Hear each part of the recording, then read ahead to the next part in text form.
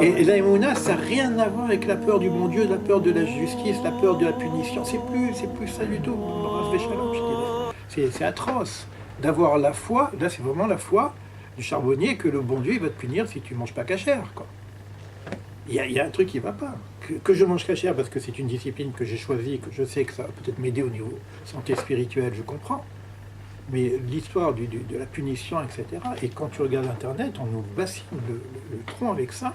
C'est que... tu vois, bon, c'est ça, j'ai foi. C'est pas la foi, c'est pas la émouna en tout cas. Il y a un problème. Mais alors, comment on fait? On a vu qu'on est limité au niveau de la compréhension. Et il y a aussi un travail au niveau de la émouna. Il y a aussi un travail à faire pour renforcer notre émouna sans tomber dans la peur, dans les trucs, dans la foi, tout ce que tu dis, ou le foie.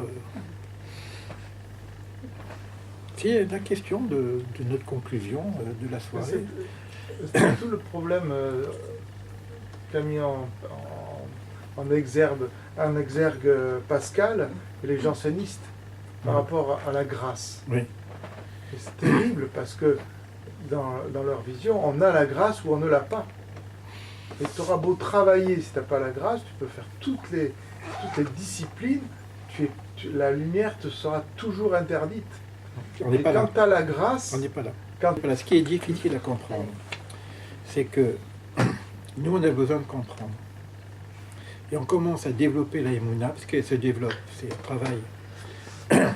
Plus je vais dans l'ignorance, plus je me perds, plus j'ai un choix, vrai, pas vrai.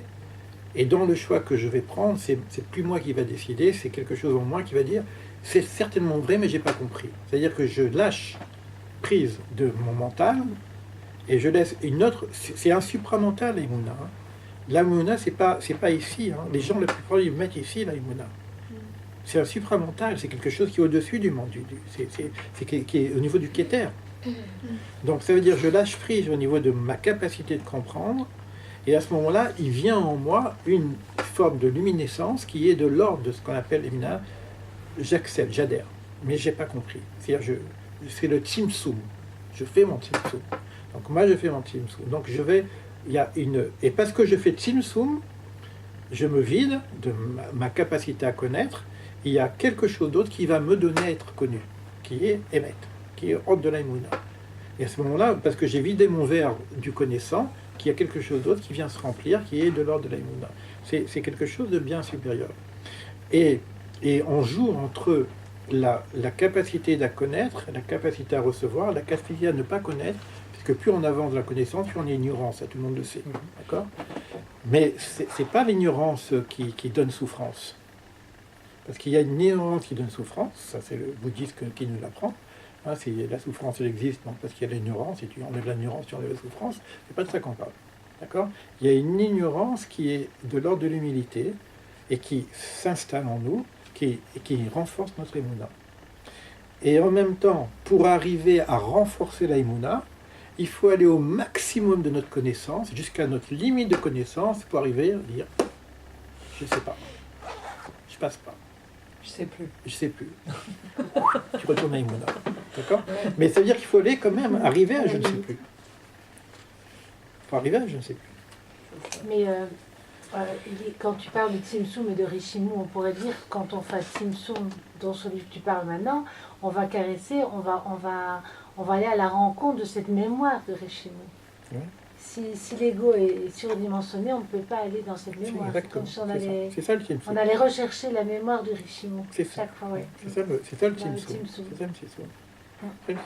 En fait, il faut arriver à une forme d'étrangeté chaque fois. Exactement. Pas de mystère, mais d'étrangeté.